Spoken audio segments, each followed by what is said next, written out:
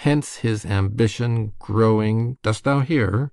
Your tale, sir, would cure deafness. To have no screen between this part he played and him he played it for, he needs will be absolute Millen. Me, poor man, my library was dukedom large enough. Of temporal royalties he thinks me now incapable. Confederates, so dry he was for sway, with the king of Naples, to give him annual tribute, do him homage, subject his coronet to his crown, and bend the dukedom, yet unbowed, alas, poor Millen, to most ignoble stooping. Oh, the heavens! Mark his condition and the event, then tell me if this might be a brother. I should sin to think but nobly of my grandmother. Good wombs have borne bad sons. Now the condition. This king of Naples, being an enemy to me inveterate, hearkens my brother's suit, which was that he, in lieu of the premises, of homage and I know not how much tribute, should presently extirpate me and mine out of the dukedom, and confer fair Millen with all the honours on my brother. Whereon a treacherous army levied, one midnight fated to the purpose, did Antonio open the gates of Millen, and in the dead of darkness the ministers for the purpose hurried thence me and thy crying self. Oh, alack, for pity! I, not remembering how I cried out then, will cry it o'er again.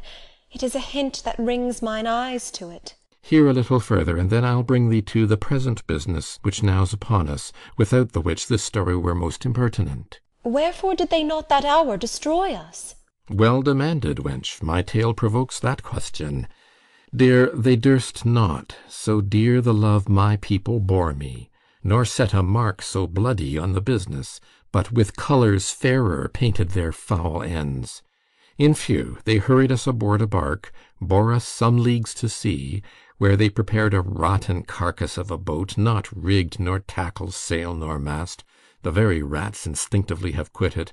There they hoist us, to cry to the sea that roared to us, to sigh to the winds, whose pity, sighing back again, did us but loving wrong. Alack, what trouble was I then to you!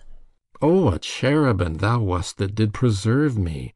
Thou didst smile, infused with a fortitude from heaven, when I have decked the sea with drops full salt, under my burthen groaned, which raised in me an undergoing stomach to bear up against what should ensue. How came we ashore?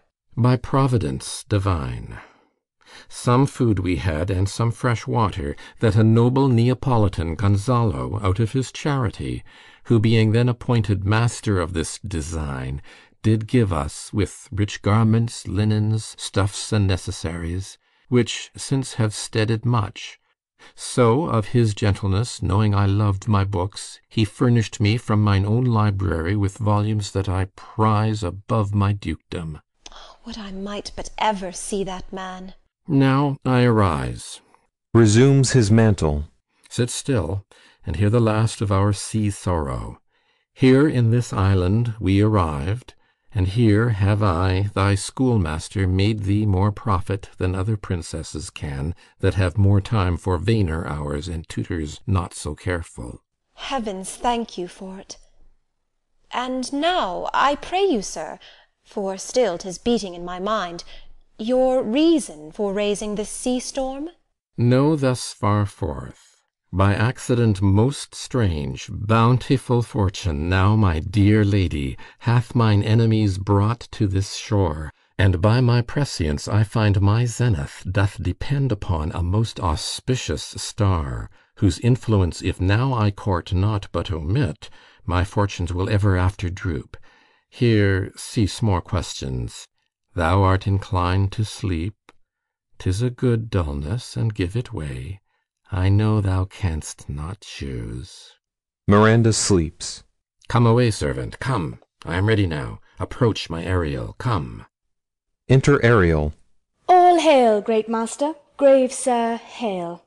I come to answer thy best pleasure, be it to fly, to swim, to dive into the fire, to ride on the curled clouds, to thy strong bidding task, Ariel and all his quality. Hast thou spirit performed to point the tempest that I bade thee? To every article. I boarded the king's ship, now on the beak, now in the waist, the deck, in every cabin I flamed amazement. Sometime I'd divide and burn in many places. On the topmast, the yards and bowsprit would I flame distinctly, then meet and join. Jove's lightnings, the precursors of the dreadful thunderclaps, more momentary and sight outrunning, were not.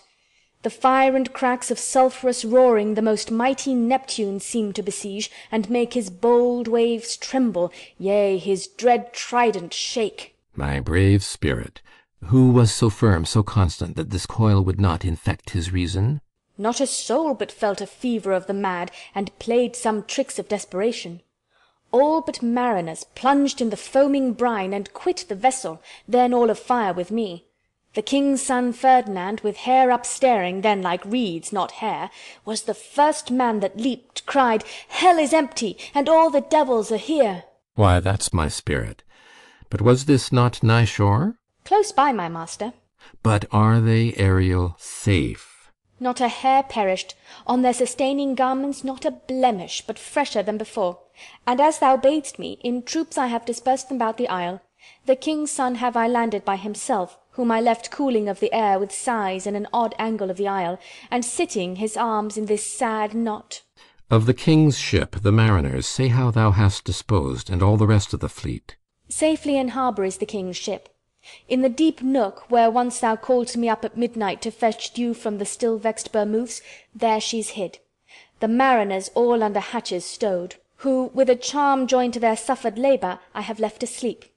And for the rest of the fleet, which I dispersed, they all have met again, and are upon the Mediterranean float, bound sadly home for Naples, supposing that they saw the king's ship wrecked, and his great person perish. Ariel, thy charge exactly is performed, but there's more work.